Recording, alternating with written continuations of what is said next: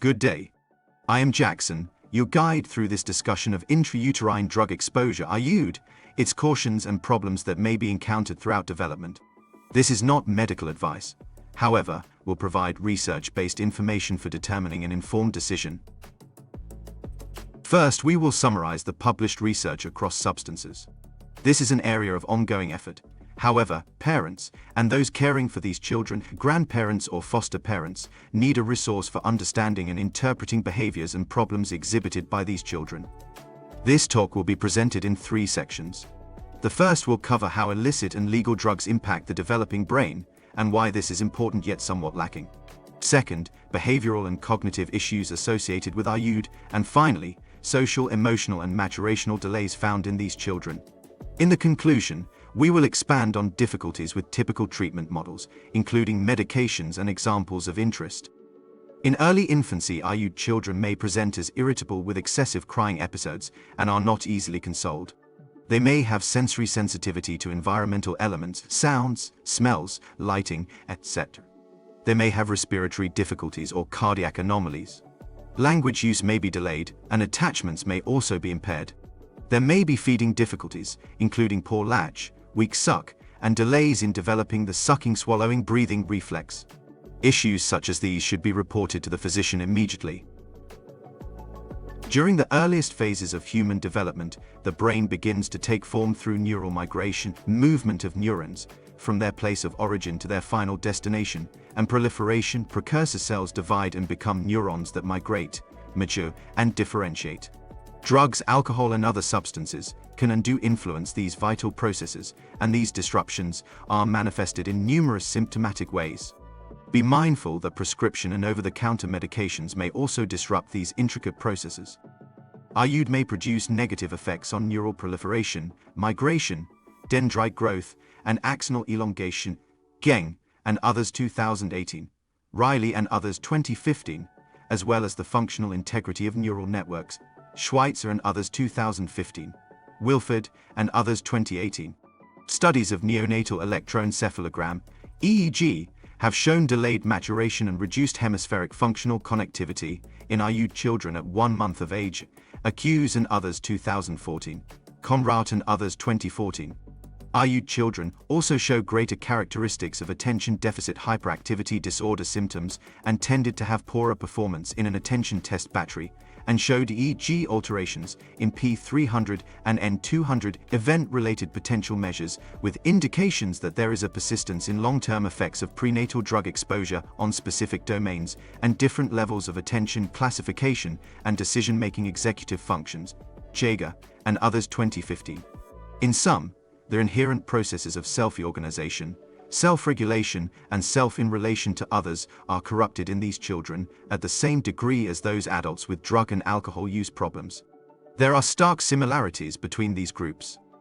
It is important to consider similarities found in this group, and then progress on a course to influence the brain in such a way as to facilitate learning and self-regulation of one or more of the identified regional connective hubs to adjust the brain's performance and facilitate data acquisition, encoding, and learning. The greatest common factors found in IUD across substance exposure on the developmental continuum include emotional regulation and reactivity, developmental delays, motor slowing, impulsivity and hyperactivity, difficulties with sustained attention, impaired executive functions and self-regulation, social comprehension and interactions, social development delays, learning and processing speed difficulties. The greatest challenge for parents, educators, and treatment professionals is identification of this cluster of problems and plotting a course to foster adaptation and learning of skills that are often assumed to be present because of their age. Interestingly, a 14-year-old that has aggressive reactions like a toddler when the environment shifts or things are taken from him is often classified in terms of conduct disorder, when in truth, emotionally, he is a toddler. There have been numerous studies indicating substance exposure in utero impacts the developing brain in significant fashion. The orbitofrontal region has been implicated in learning, sensory processing, reward prediction, and behavioral responses. Sadaka and others 2018, Wickenheiser and others 2017. Social cognition and the perception of social interactions and behavioral and emotional responses are also reported to involve orbitofrontal, insular and default network engagement, and potential integrity anomalies, Li and others 2011, Weng and others 2010, that persist into adolescent years. Social and emotional processes involve a complex interaction between brain regions and networks, and substance exposure creates a complex disruption in these processes that delays the maturation and adaptive development of these vital functions. Estelles and others, 2005, Fernandez and others 2015, Greenwald and others 2011, Kabar and others 2014, Culler-Martins and others 2012, Sobrian and Holson, 2011. There are data suggesting IU does impact the maturation of the brain and its contributions to behavior and attentional processes. Kyra-Boga and others 2009, Tams and others 2010, Vividi and others 2014. However, there are few data providing behavioral and standardized assessment examples of what these deficits may resemble in the clinical setting.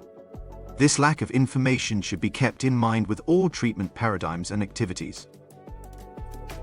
It is estimated that 5.9% of pregnant women engage in illicit drug use, and 16–17% use legal drugs. Thus, it is difficult to convey the need for specific diagnostic and treatment paradigms to aid these children and their families across the developmental continuum, considering deficits may not be fully realized until one has encountered them in the clinical or educational setting.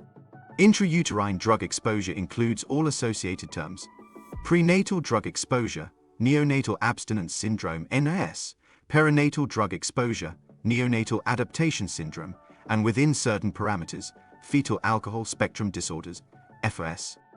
It is important to note that more severe alcohol exposure results in mental retardation that persists across the lifespan.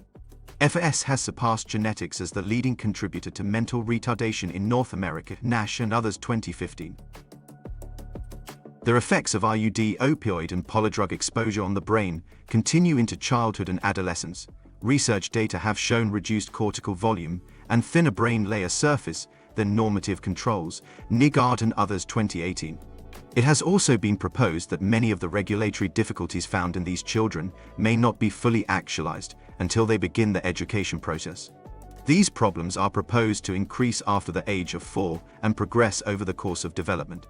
The reasons for this increase are suggested to include the increasing complexity of social, educational, and adaptive guidelines, and the lack of functional integration of multiple concepts for these children. It has been reported that 36% of individuals exposed to substances prenatally are more likely to receive a diagnosis of attention deficit hyperactivity disorder, as contrasted to 2% of non-exposed controls. Nigard, Slinning, Moe, and Vividi, 2016. In a publication examining differences between IUD and children with attention deficit hyperactivity disorder, 99% of the IUD population had received a diagnosis of the primarily combined type prior to admission to our facility, and 96% of these children were being treated with traditional and non-traditional pharmacological agents, Ritalin, Strattera, Concerta, Focalin, Clonidine, for example. Interestingly, not one could complete a functional attention assessment instrument with scores near the average range. Weird, I know. The graph you see to the right is data for a group of high school students that completed 20 sessions of Loretta neurofeedback at Procunius. This is an objective functional test for attentional processes. The lower the score, the better the function. 2 of the students in this group were IU'd and were on the greatest amount of medications, yet they still improved. It is reasonable to assume that a percentage of children and adolescents in school would fit the IU'd grouping and require modifications to current educational plans if they were created and applied. Common deficits can exist across childhood that are not dependent on the drug exposure. Of course, the frequency and amount of drug or alcohol used will influence the degree of deficits. Cognitive issues. Intellectual disabilities. Prenatal drug exposure, especially to substances like alcohol or certain drugs, can lead to intellectual disabilities or developmental delays. Children may have lower IQ scores and struggle with academic tasks. These intellectual issues are not present in all IU'd children. Some may perform well above average academically. However, social and emotional delays are usually present. IU'd children may exhibit difficulties in mathematics and reading comprehension and memory. These are variable but for the most part, consistent across substance exposure. Learning disabilities. Drug-exposed children may be at an increased risk of learning disabilities, making it challenging for them to acquire and apply new knowledge and skills. IUD children can exhibit certain characteristics of attention deficit hyperactivity disorder, such as difficulties with sustained attention, controlling impulsivity, distractibility, persistence, and task comprehension for stepwise processes and self-organization. Therefore, they are far more likely to receive a diagnosis than in the general population. Executive function deficits. These children may struggle with executive functions such as planning, problem-solving, working memory, and emotional regulation. Emotional and behavioral issues. Emotional regulation. Prenatal drug exposure can affect a child's ability to regulate emotions, leading to mood swings, irritability, and difficulty coping with stress. Anxiety and depression. These children have a high probability of being diagnosed with anxiety and depressive disorders, which can manifest as excessive worry, social withdrawal, or sadness. Behavioral problems. Externalizing behaviors, such as aggression, defiance, and conduct problems, can be more common in children with prenatal drug exposure. Additionally, these patterns can also manifest as side effects of stimulants or other medications used for attentional issues. Social challenges. They may struggle with social interactions, making it difficult to form friendships and maintain healthy relationships. Importantly, these children may have maturational delays, such that a 13-year-old will tend to play with younger children or engage with adults as opposed to age-similar peers. Substance use risk. There is an increased risk that children exposed to drugs prenatally may be more susceptible to substance use and addiction in adolescence and adulthood. This risk alone adds confounds to the disease model or genetic predisposition concept of addiction, since this question is not part of a genetic sampling of substance use disorders. In work with IUD clients over the past 5 years, some clear patterns have emerged in the treatment and evaluation of these individuals. First, they are given physical and occupational therapies. Second, treatment of sustained attention issues with medications, which does not produce the desired effects and leads to more medications. I have worked with children from 6 to 17 that were on as many as 8 medications, from stimulants to antipsychotics. Keeping in mind that these treatment courses produced no academic or social emotional improvements. Currently, there are no classifications for these children in the educational setting, so they are placed in a 504 plan for attentional or undefined behavioral emotional issues, or diagnosed with autism and placed in special needs settings, which certainly do not aid in the social learning and development. Thank you for watching the video. We have covered an enormous amount of data in a short window of time.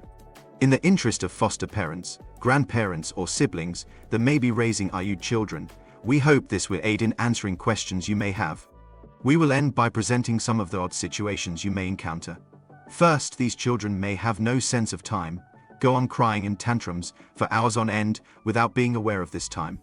Second, things that are often used for grounding or restriction, such as removal of toys, belongings, or activities, has no meaning to these children. On the other hand, they quickly adapt to digital devices and may venture to unwanted sites or information. Their attachment to these devices and gaming in general are strong and require monitoring. Third, they may have a complete unawareness of what death is. For example, an 8-year-old expressed she could cut her veins to go to heaven and retrieve her puppy that died. Finally, parents often ask, why do I have to repeat something 50 times? The answer is, if the processes for learning an activity or topic are skewed, it may take 1,000 repetitions with practice in real time for it to finally take hold. This also applies to schoolwork, especially mathematics and science. Unfortunately, there are few if no data showing successful treatment of these children as a group. Moreover, treatment of these children included in mental illness groups shows no data for success. This is an ongoing area of research and effort. However, as parents or guardians, be mindful, these children do not fit in any box. One extra bit of information: if the child has been abused, neglected, or witnessed violence and other horrors, then the difficulties will be greater. Thanks again for watching. Thank you for viewing this education segment. We will follow up with more videos in the future. For a list of references, visit our website at neurocurrents.org. Visit and subscribe to our YouTube channel. Feel free to email with any questions or comments.